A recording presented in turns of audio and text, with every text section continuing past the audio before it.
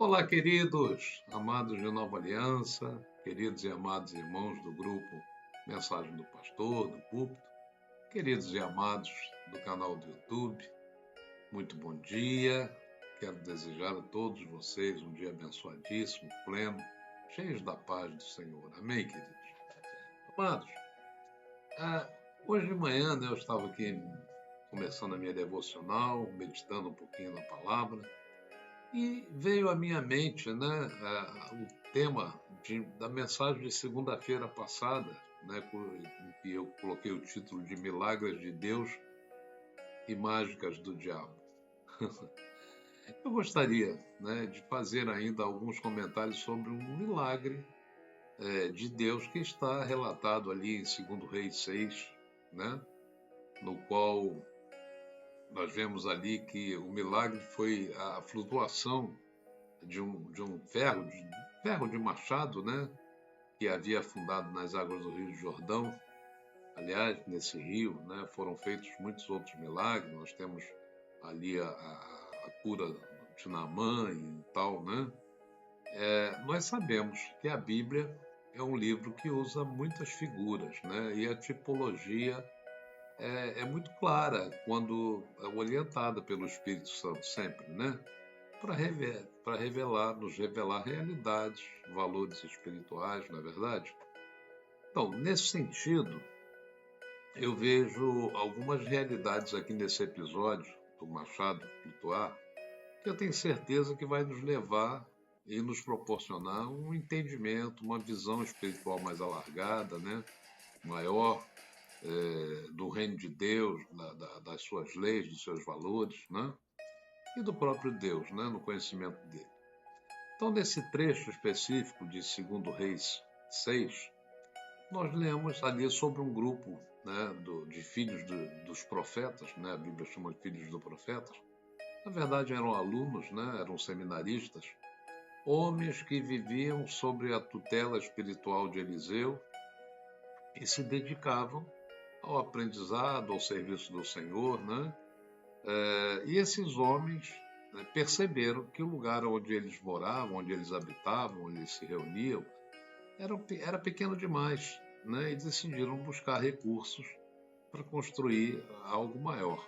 E eles propuseram ir até o Rio Jordão para cortar madeira, cortar troncos, e Eliseu concordou com o trabalho, e resolveu acompanhá-los.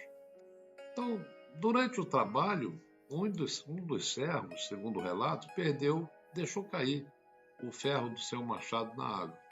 Ele ficou desesperado, porque o ferro não era dele, o machado não era dele, era emprestado, e ele clamou logo ao profeta, e foi aí que aconteceu um milagre. Eliseu, ele lança um pedaço de pau na água e faz o ferro flutuar, permitindo que ele fosse recuperado. Coisa sobrenatural. Isso nos revela, de imediato, que na obra de Deus, acidentes de percurso podem ocorrer, mas também nos mostra alguns aspectos, começando pela necessidade de, em caso de urgência, de socorro, dependência sempre do livramento da provisão poderosa e sobrenatural de Deus. Primeira coisa que nos mostra, quando a gente lê 2 Reis 6, no verso 1, diz que o lugar que eles viviam era pequeno demais e precisava ser ampliado. Às vezes nós vemos isso, hoje nas igrejas, igrejas que são igrejas de Deus lotadas, cheias, com gente do lado de fora, precisando ser ampliada. Aqui, no meu entendimento, é a figura, pode ser a figura de um crescimento espiritual também.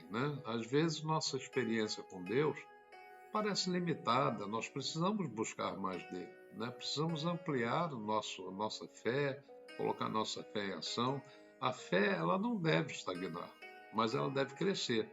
Assim como aqueles homens buscaram expandir o seu espaço físico, nós também devemos desejar um coração mais alargado, mais amplo, para acolher a presença de Deus e abrigar a sua graça em nós, o seu Espírito Santo em nós. através de busca de santidade, de fidelidade, né? De compromisso, de obediência. Isso tudo alarga a tenda do nosso coração. E eu lembrei dessa confirmação dada pelo profeta Isaías, lá em Isaías 54, quando ele disse: alarga o espaço da tua tenda, estenda-se o toldo, né, da tua habitação, e não o impeças, alonga as tuas cordas e firma bem as tuas estacas. Olha, Deus deseja que nós estejamos sempre querendo mais nele, né? Sempre querendo mais dos seus princípios em nossas vidas, da sua intervenção, da sua orientação. É uma necessidade nossa, né? Nós vivemos num mundo em trevas, num mundo que praticamente precisamos, né, da palavra de Deus, que é luz para os nossos caminhos, lâmpada para os nossos pés. Então, nesse texto de 2 Reis 6 e de Isaías 54, o lugar de reunião e de habitação representa a vida, pode representar a nossa vida, pode representar a nossa família, pode representar o nosso lar, a nossa casa e também a nossa igreja. Então, alargar a tenda significa estender esses limites, né? Receber mais pessoas, compartilhar mais o amar, o viver, né? Em santidade, como eu disse, né? Em compromisso, em fidelidade, né? O profeta Eliseu, ele não proibiu lá o projeto dos rapazes, né? Ele apoiou a iniciativa, indicando o quê? Indicando que Deus aprova quando nós temos a visão, o empenho, o desejo de viver com dignidade, com utilidade no seu reino, na sua obra, né? Então, a expansão física ou ministerial não é uma presunção ou uma ganância, né? Ou uma soberba, né?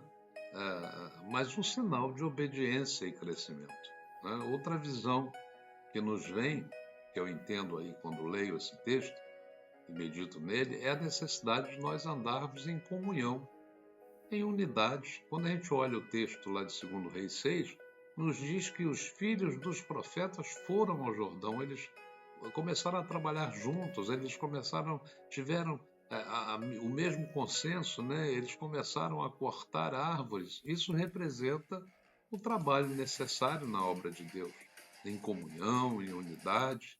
E é isso que a palavra de Deus diz, né? Quando houver comunhão, unidade entre o meu povo, haverá conversão na face da terra. Então, servir ao Senhor exige esforço, dedicação, cooperação mútua. Ninguém faz nada sozinho, meus irmãos. Efésios 4 diz que como o corpo, né, bem ajustado, ligado pelo auxílio de todas as juntas, segundo a justiça ou a justa operação de cada parte, faz o aumento do corpo para a sua edificação em amor. Mas eu quero falar um pouquinho mais do milagre, né, da intervenção sobrenatural de Deus. No meio do trabalho, um homem perde o ferro do seu machado, ele cai nas águas do Jordão, aquele homem fica aflito, porque o instrumento tinha sido emprestado, mas Eliseu perguntou aonde caiu. O servo então mostrou o local onde Eliseu lançou um pedaço de pau sobre a água e o ferro flutuou. Então, dois aspectos importantes: a confissão, o reconhecimento de que caímos e aonde caímos e como caímos, e falamos para Deus, né? Clamamos o socorro de Deus. Esse é um milagre incomum e surpreendente, né? A física natural diz que o ferro afunda, mas Deus, em sua soberania e poder, ele suspende até as leis naturais para mostrar que ele cuida até mesmo dos detalhes mais simples da vida, de quem o serve, de quem confessa, de quem se volta para ele, né? Ele trabalha nesse sentido. Então, esse episódio nos ensina coisas muito importantes. Primeiro, nos mostra que Deus cuida das coisas que perecem, que parecem perdidas, né? Às vezes nós nos sentimos como que perdedores, ou perdemos tempo, oportunidade, dons, relacionamentos, mas Deus pode restaurar tudo aquilo que foi perdido. Amém, queridos? Então, segundo Deus usou, né, esse milagre lá com Eliseu, ele também usa mostra que usa meios simples, né, para que as coisas sejam restauradas, reconhecidas. Um pedaço de pau, algo insignificante, foi usado por Deus, né, para realizar um milagre impossível. Também eu tenho um entendimento, né, a respeito disso. Aquela madeira pode significar a cruz de Cristo, né, ou a cruz onde Cristo foi crucificado. E quando ele, Cristo, toca no mar desta vida, ele resgata a alma do homem afundado, né, em seus pecados e delitos, né? Então Deus valoriza o instrumento do seu servo, né? Deus valorizou um instrumento usado para glorificar o nome dele e para resgatar a alma do homem, que foi a morte de Jesus na cruz, né? A Bíblia diz que aprove o Senhor, né, que Deus se satisfez com a morte de seu filho na cruz, né? O machado era uma ferramenta essencial para o trabalho. Da mesma forma, Deus cuida dos instrumentos que usa, pessoas, dons, recursos, chamadas ministeriais. Não subestime os instrumentos que Deus usa. Confie que Ele cuida até dos mínimos detalhes em nossa jornada cristã. Amém, queridos? Aprendemos uma lição prática. Mesmo diante de falhas ou de descuidos, haverá sempre a esperança. O Senhor não os condenou, ou seja, ali naquele momento Eliseu não os condenou, mas os ajudou a recuperar o que havia perdido. Deus é um Deus de misericórdia, né? Nos trata sempre, tem pensamentos bons a nosso respeito. Então, quando nós falhamos, Ele não nos abandona. Estamos propensos a cair, é verdade, mas não estamos derrotados.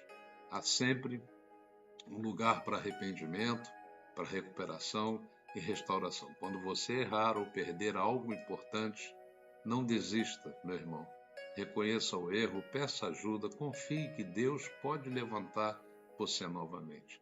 Hebreus 13, eu termino essa mensagem com Hebreus 13, que diz: certamente jamais te deixarei e nunca te abandonarei. Amém? Um beijo no teu coração, dê um like nessa mensagem, compartilhe ela com alguém, inscreva-se nesse canal, toque no sininho. Até a próxima, queridos, em nome do Senhor Jesus.